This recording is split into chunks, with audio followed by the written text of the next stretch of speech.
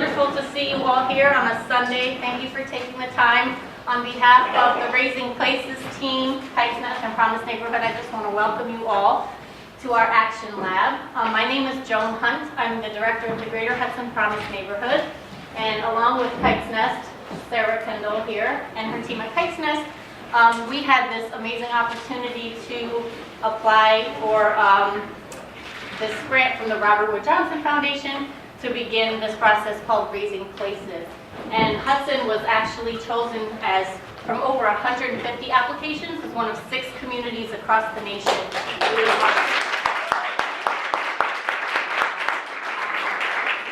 to embark in this journey with a wonderful group of people. And I just want to say a little bit about how why we were excited about this process for Hudson and how it felt different than some other things that we've had the opportunity to engage in over the years. So Raising Places has much more of a focus on process and the inclusion of folks and communities that bring different perspectives. And so that was one of the things that really excited the both of us when we were made aware of this opportunity, is that we could bring together all different voices to the table around some ideas that came really out of a community process, and looking at ways to implement those and make those possible for us here in Hudson. And so one of the things, and Sarah will talk more about how that process specifically happened over the past few months, but it was really this idea of bringing forth ideas from the community instead of us coming in and saying, this is what we think needs to happen. So there has been an intense research process that our design team members have participated in over the past few months, which you will hear more about. And so I did mention that this was a research process, but it's a very different type of research than what we are typically thinking about. And so you'll see some of that today and hear more about that. The thing that I think really stands out here with Raising Places is this idea of bringing the youth and family lens.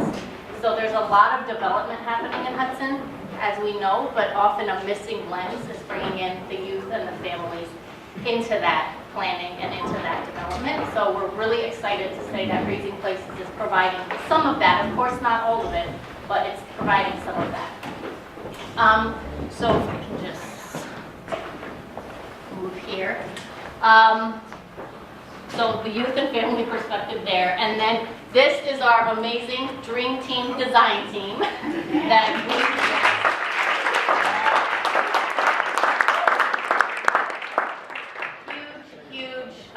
congratulations to them and gratitude for all of the work that they've done.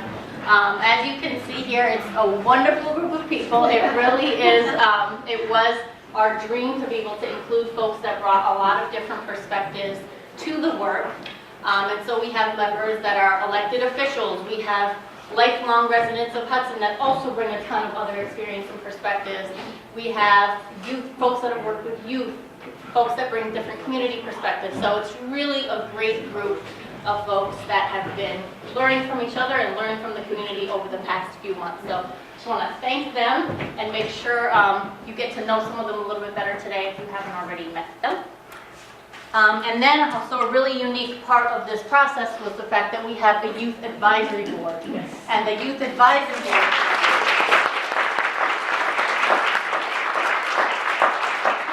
many of whom are here today, who you may have seen at the welcome table or in the other part of the library, they have really been guiding us throughout this process and providing feedback around some of the ideas that have come up. So this is a really important part of what we're doing with Raising Places, and we're so excited that they have engaged with us throughout this time. And yeah, I also want to mention that if anybody needs Spanish translation, we do have Sonia here that she can help with that if there's folks that need that as well. I'm now going to turn it over to Sarah Kendall. Do you want to mention that? If anyone wants to. Si alguien necesita traducción en español, ¿me pueden dar a mí, por favor? Sí. Thank you. I'm now going to turn it over to Sarah, and she will share a little bit more about the process of Raising Places. Thank you all.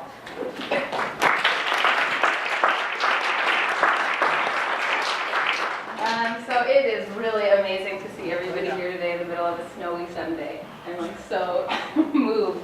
And I think just to add to what Joni was saying, our organizations work with kids and teenagers. That is our line of work. We're used to working with children, and I think some of our interest in being a part of this process came out of recognizing that to really support young people growing up in Hudson, we also need to work with all of you to create the conditions within which kids growing up in Hudson can thrive.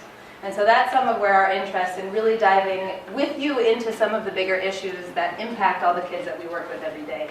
And I think, you'll see some of the ideas that have come out of this process, and a lot of it has been about brainstorming and dreaming and thinking about new ideas, but for all of us, it's also been a lot about learning about what other people are doing, what's happening, what are some of the initiatives that have existed for a long time, what are existing systems, what are ways that we can build more connection and alignment between a lot of different projects that are already underway. So it isn't just about creating new stuff. So that's something that I think has been a huge value of the process and is represented in a lot of you that are here. So what I'm going to do is just talk a little briefly about what the steps have been, because it'll make what the event is about to be make more sense. So our very first workshop that we held was in April of last year, and then we had our first sort of intensive weekend together with the group of people that you saw, these really intensive, long, caffeinated days, like lots of Post-it notes, and where we spent, our first step was really starting to identify both some of the real assets that we have in our community for kids and teens and families here, and also some of the biggest challenges that people face. And so that was the sort of process that we went through to identify and then narrow in on some things that we were going to go deeper into. And so the three areas in that very first step that we had that we identified were around unemployment and the lack of employment pathways for young people growing up here. Another area was around racism and the lack of representation in institutions. And the third area was around the lack of affordable and accessible spaces for kids and families here. So those were these very broad categories that we started with. And then through a lot of hours of Post-it noting and discussion and talk, and really going deeper into these areas, we started to identify some goals that we had as a group had. And so those were, we want our city and our community to prioritize creating employment pathways for youth, that we want our city to have affordable and accessible spaces for everyone, and that we want our police department to interact positively with our youth and our communities. So those were the sort of entry points that we then took those still very kind of big goals into this intensive 6 months of research. And so we had, over 6 weeks, our team went out and interviewed many of you in this room, but they did interviews with parents and kids and teens and school administrators and social service providers and workforce development providers and police officers and law enforcement and property owners and renters and people who have recently been displaced from their homes, to hear a really, really wide range of perspectives around each of those issues. Because something that this process has been kind of training us in is how you enter without thinking you know the answers already. So how you enter conversations listening for different perspectives that might surprise you or change you. So that was the sort of research sprint, and out of that, we came up with we came together again for an intensive 2-day lab to try to make sense of what we had learned. So we had tons of information, we were trying to process it, and out of our synthesis process, we again kind of tried to narrow in and identify some really key questions we wanted to bring to the community. So I won't go through all those questions because I think we had 12 or 13 of them. But they were questions that we wanted to share back out to the community that started with the phrase, how might we? So for example, how might we make posting and looking for a job in Hudson as easy as posting and looking for an Airbnb? How might we? So there were questions that were again meant to kind of open it up, how could we do this? And so in November we held an event at Helsinki, which again a lot of you were there, where we were how might we do it? And we got 260 ideas, I think. And you can look at every one of them on our website at kitesnest.org/raising-places. You can look through every single idea, and they come from kids, they come from the whole range of, those of you who were there, you saw the range of people. It was an awesome event. But so then we had the challenge of being okay, we have 260 ideas. What do we do now? So we spent so we spent some time, again, the team spent some time categorizing them and sorting them, and then looking at where there were the most stickers and choosing which areas they wanted to, there seemed to be a lot of community energy around for moving forward. So then we spent another bunch of weeks taking some of those ideas and trying to make them, creating mock-ups of them and having more conversations about them. So if someone said, you know, what if there was a space for teenagers that looked like this? We tried to draw that out, and then we went out and we continued to have dozens and dozens of conversations with people saying, what do you think about this? Would you use this space? What are the problems with it? And again, working with a lot of different ideas that had come out of that event. And so through this process, which they call prototyping, it's a word that we've all learned in this process, we've taken some of the ideas that you all came up with at the last event, and we've gotten them a little bit further. We've worked with them, and some of them have gotten a lot further, some of them have gotten a little bit further, and that's how we got to where we are today, which is that we want to share with you where some of these ideas have gotten to. And it is not a show and tell that is like, ta-da! These are like messy ideas in process that we're looking for continued feedback and engagement around to decide which ones are really worth moving forward with. What are the partnerships that would be needed to make these possible? You know, we have the Department of Social Services in the room right now. We have the school system in the room right now. We have lots of you who are involved in so many different organizations and agencies. And so around these ideas that are still in process, to think like, what would it take to turn these ideas into action? Because this is the action lab. But also to continue to shape and change these ideas because they are still in process. So that's what we've been doing. So yesterday and today we spent some time working on basically trying to take all the things that we've been learning and put them onto posters for you. So that's, in the other room, what we'll find are all these posters around that share out some of these ideas and have lots of the questions that we have, and they're meant for conversation, post-it notes, for you to add thoughts, ideas, concerns. If you look at an idea and you think like, oh, this is something that I would be really excited to be a part of making happen, or like, I don't know if you guys have thought about this, or don't you know that someone else is already working on this in this way, you should really connect with them, so that kind of thing. That's what the boards are meant to do, is to create more conversation and engagement. Between us and you, and also that's why we have the name tags on, because hopefully there'll be like exponential numbers of conversations and partnerships happening. So a little sneak peek of what the ideas are. So we've been working in these three categories. Some of the ideas around youth employment and entrepreneurship. There's some ideas around a physical job search hub, more centralized in Hudson, and a digital job search hub. Some ideas around an internship program, a youth entrepreneurship program, and a youth-friendly transit schedule. In the positive police and community interactions group, we have a proposal around a community-driven police training program, and a youth liaison app, and a community and police workshop. So again, these are just titles. Inside there's all kinds of, there's images, there's questions, there's features of each thing. And then in this final section around affordable and accessible spaces, there's a people-friendly parks plan idea, increased protection and services for landlords and tenants, zoning for children and families and everyone, a menu of inclusionary housing policy options, and an idea around a community land and housing trust. So all of these are again, these are kind of launching pads for more conversation and development. Totally didn't follow my notes. But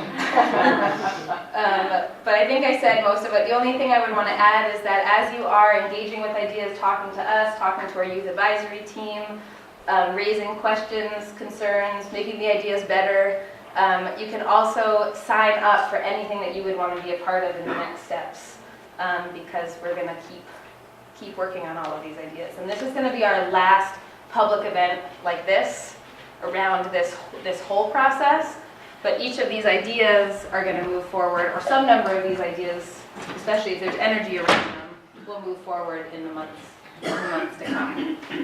Did I say everything?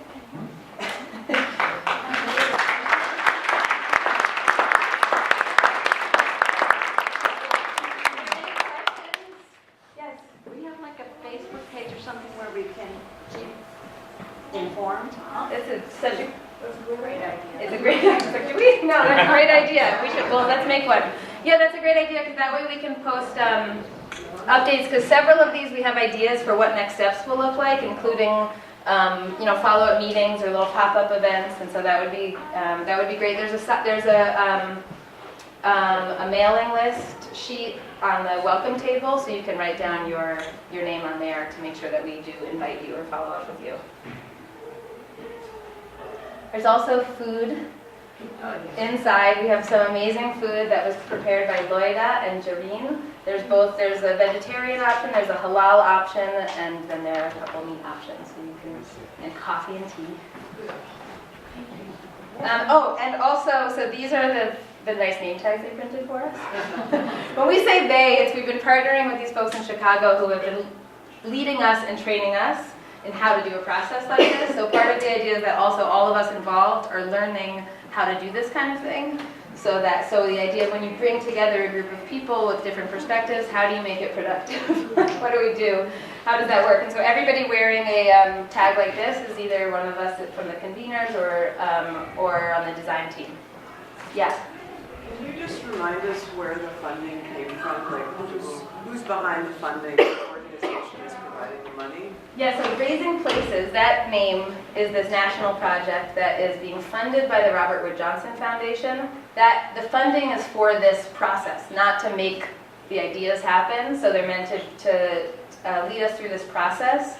And so the funding is from the Robert Wood Johnson Foundation, and it's being led by this group in Chicago called the Greater Good Studio. And they're the ones who are teaching us how to do this. And for people from Chicago, from that studio are here today also. Are they teaching you design thinking? Is that what they name it? Yes, a human-centered design.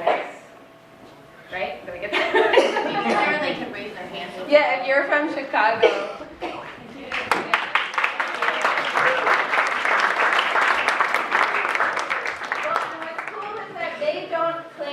Anything about Hudson or anything about the issues that we're dealing with as a community.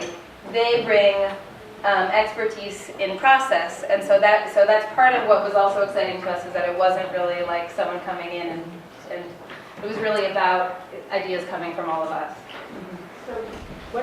So now what? What's the next step? Yeah. In this process?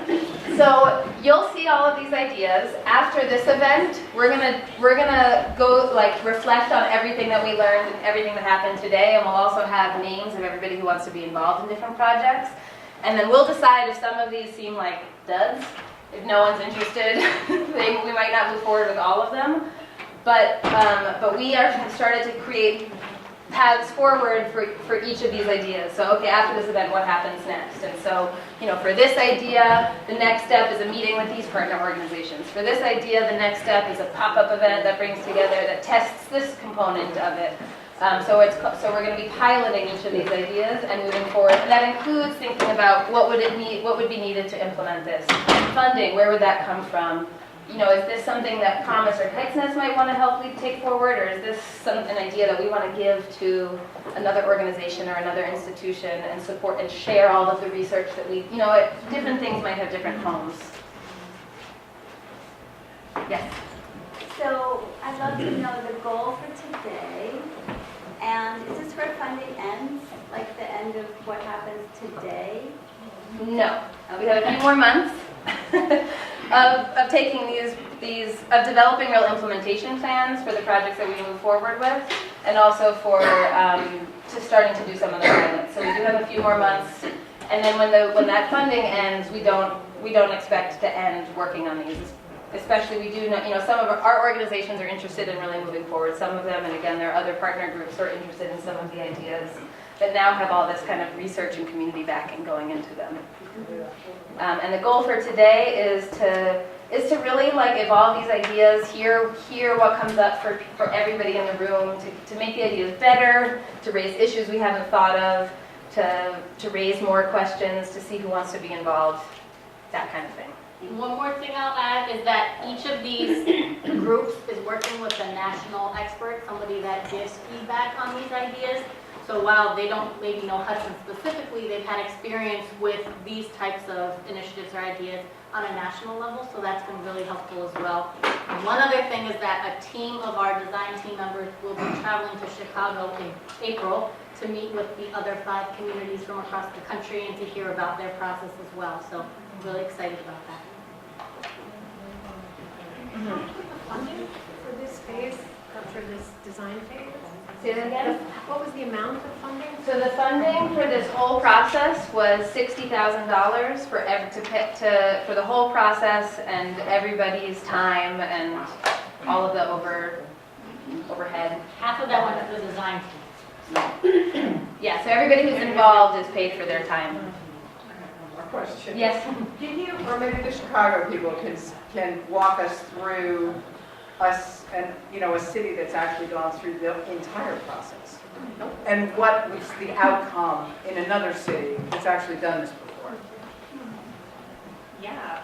Why don't we talk afterwards? Because it would be a really long answer, but certainly, the longer term goal, each of the concepts you'll see has a roadmap with a short, medium, and long-term plan.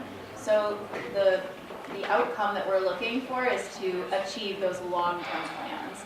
So whether that means that, one of these concepts has a pilot of a people-friendly park, maybe we have one people-friendly park to start, but then in 3 years, all of Hudson's parks are people-friendly, whatever that means. So that's sort of the goal, is to basically realize as many of these as possible.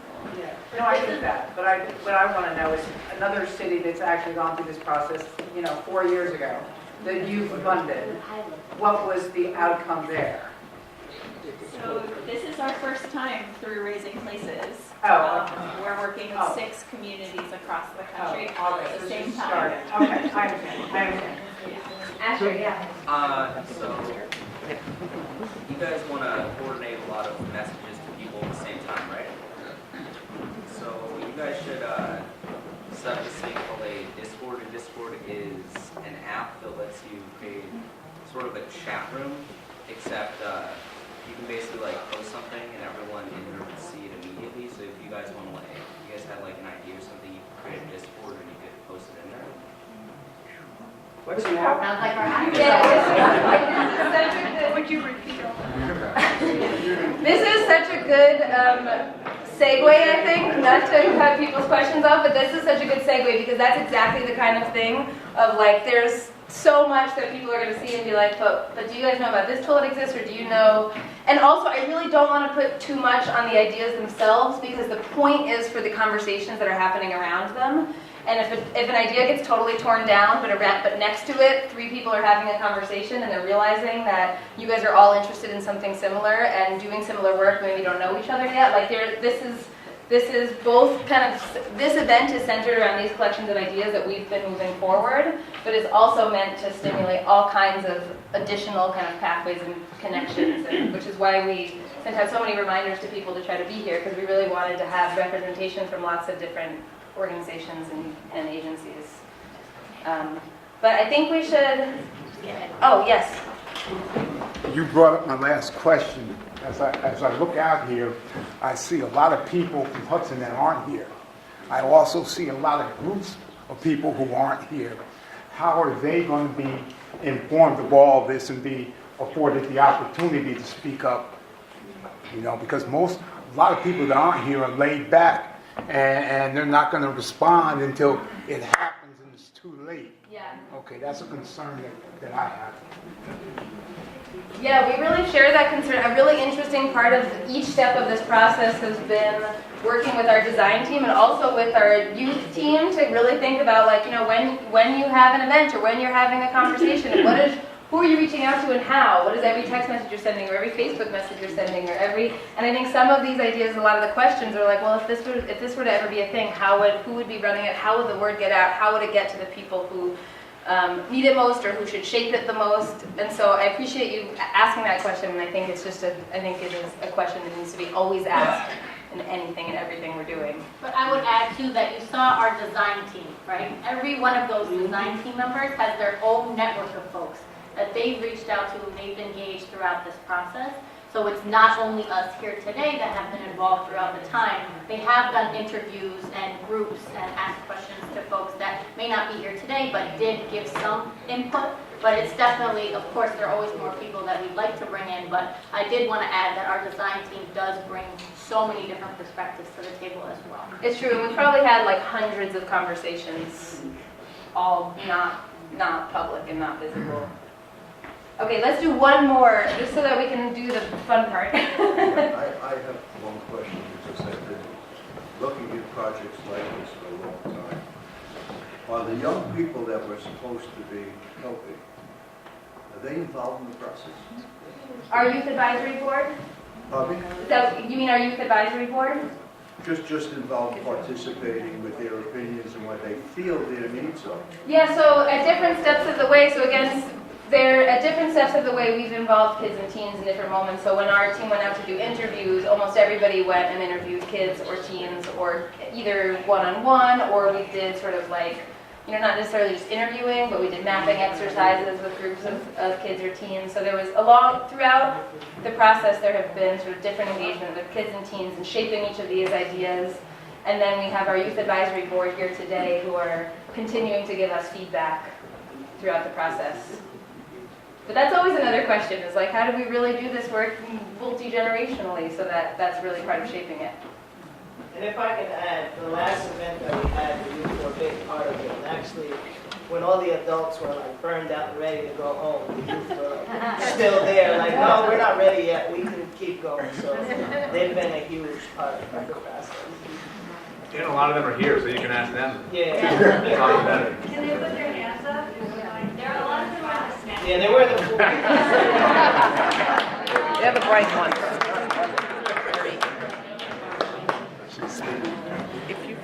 So let's head into the other room, and there's food, and then there's lots to engage with, so just engage.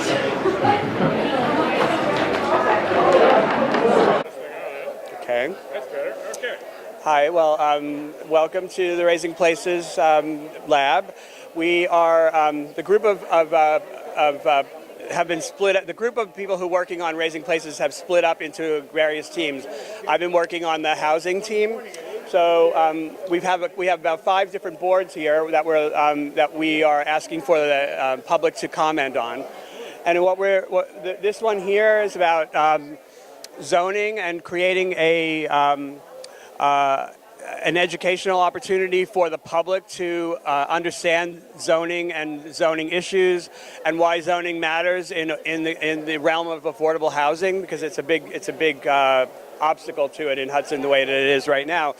And on this board here, we're talking about also collecting a lot of data also on these same issues, but helping to educate the elected officials that will vote on these types of things, because many of the people on the Common Council do not necessarily have expertise in housing and about the various options involved. So we're creating a menu of options so that without advocating for one or the other, just being able to explain to the elected officials what some choices might be that they might be able to move toward creating more affordable housing or maintaining the affordable housing that we have in Hudson right now.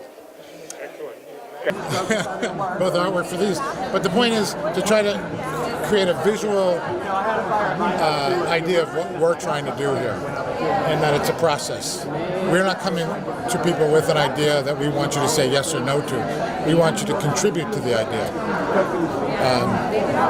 Because it's always in formation. As we get further along in the process, we hope to whittle it down to something that's really tangible and doable.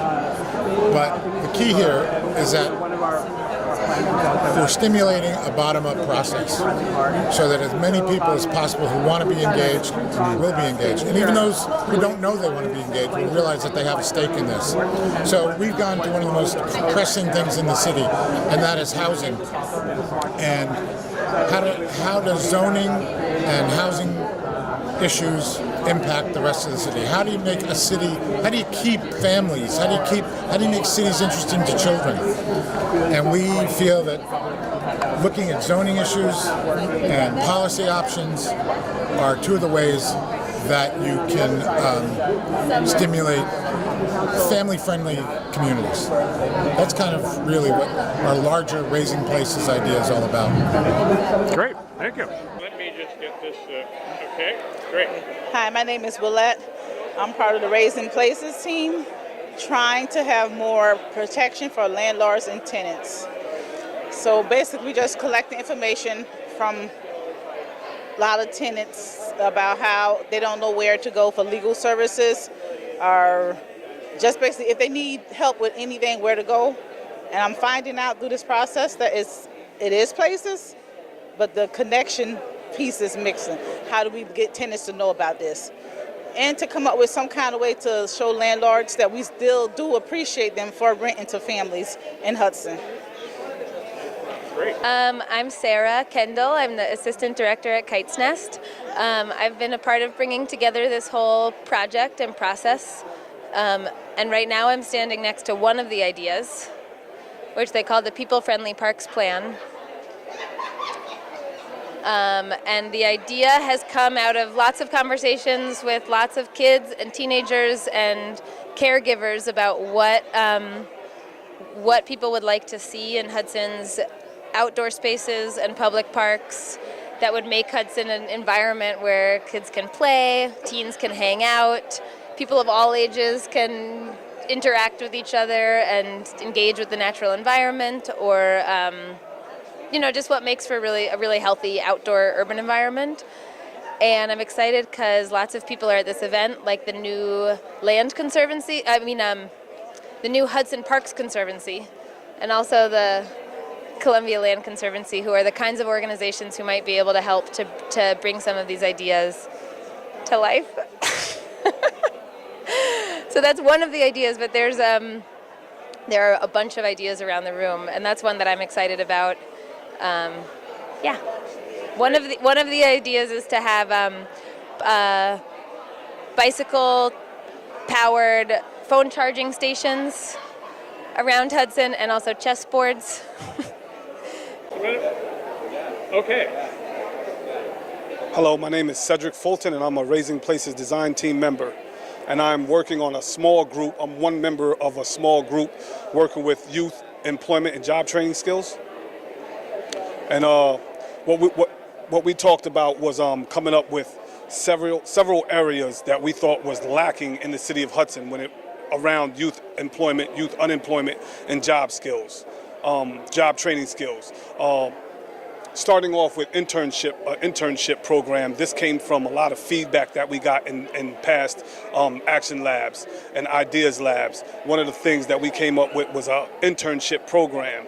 The thing about the internship program is that we learned that the Hudson City School District is already doing an internship program, and there's various other entities in the county and in the city of Hudson that's already doing some form or fashion of an internship program. So we wanted to see take and see what it looked like to us. What do an internship look like to us, and then put that out to the community, particularly some of the individuals that's already doing this, and how can we enhance their program? How can we take our resources and support their program?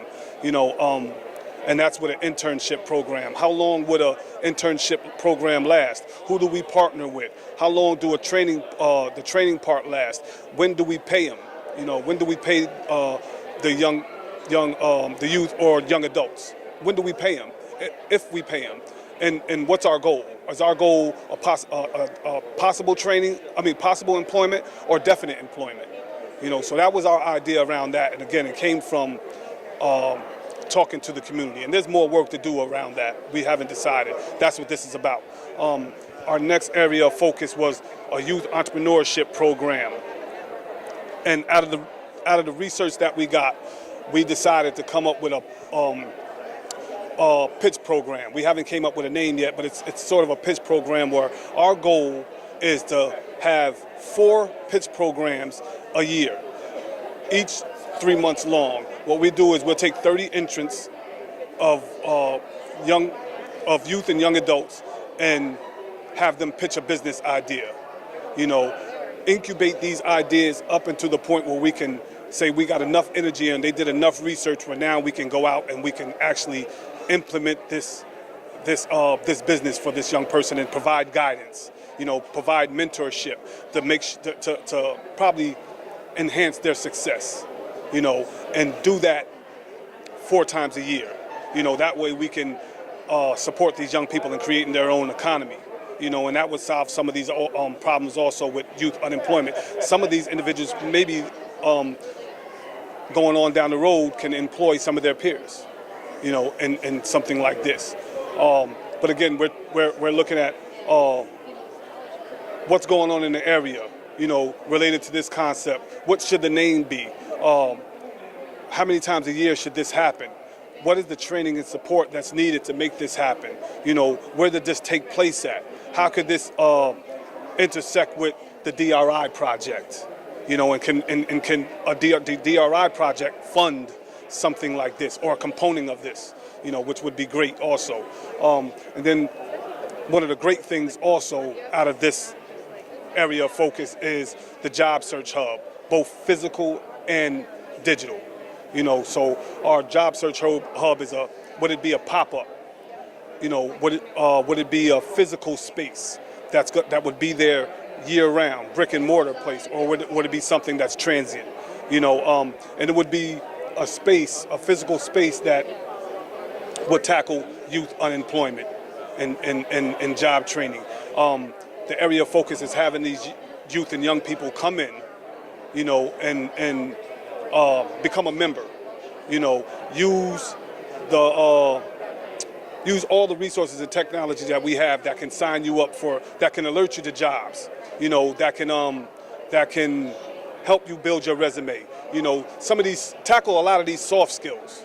And again, our goal is to actually place you in a job. Not just talk about it, not just for it to be a rhetorical thing. Actually place these youth in a job, if they so desire. And our goal is to have. We're going to start a pilot program. Our pilot program will last up until the middle of March, and our goal is to have 125 people in 1 week. 125 youth and young adults in 1 week come pass through this, sign up for this hub, and then also sign on to our web app.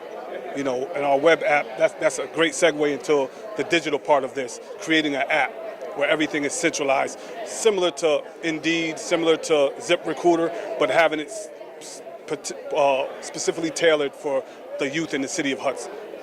And then our last area of focus was youth-friendly transportation, and have it more frequent. Have it stop at areas that come directly from the youth, as opposed to what us adults in the room, we come and decide, and we think these are the places where this bus should stop, and this is how frequent it should stop. I think we should get the input from our young people and see how we can help them, not only in academics, and also in areas of employment, in careers, So that's our area of focus. We have 4 design team members that's working on this. We've been working on it again since August. And we have a lot more work to do, and we're looking forward to it. Fantastic. Absolutely fantastic. Thank you. Did you talk about the police and community? No. All right, no. Let's go there. All right. And some of the projects that we're working on is a relationship between the police and the community, and how we can better that and help support the police to be more involved in the community, making their job easier, also making citizens feel safe and better. And one of the initiatives is actually to have a monthly sit down with different agencies and community members and law enforcement to talk about some of the things that are going on in the community that would make life better in Hudson for everyone who lives in the city. So that's, some of the things going back and forth. And we're looking for it not to be anything adversarial, but a partnership, because the police and the school district and different entities should all be incorporated in the community together. And that's kind of what makes community, not just people that live next to each other.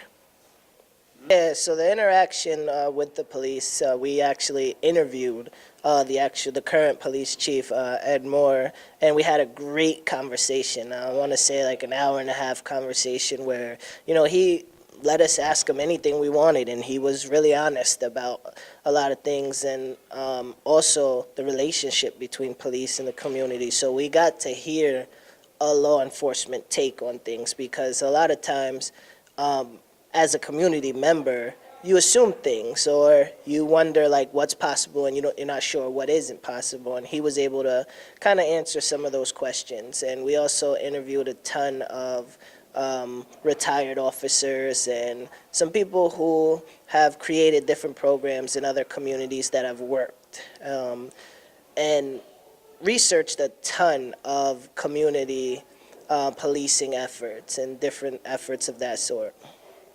What from other communities seemed most attractive to you, their programs? I know one thing that's big in Hudson that a lot of the residents have asked for is to have more police on foot and visible and greeting people. And I know we talked to the chief over in Chatham, and they have Meet Your Officer. I can't remember the exact name of the effort that they do over there, but it's something that could be done over here if we had more visible police and who are on foot and greeting citizens. And people got to know the officers that walk their beat, so that when something happens, they can address an officer by name, and there's a comfort level, and there's a different safety factor when you're protecting people that you know. Great idea. Okay, any parting words here? I just want to thank everybody that's been a part of this process, and I just want people to be encouraged to be a part of it in the future. It's not something that's going away. This is not like any of the other efforts that have come to our city. This is going to be something that we really need everybody's input on, and we want to take their input and make great programs and great initiatives out of their ideals.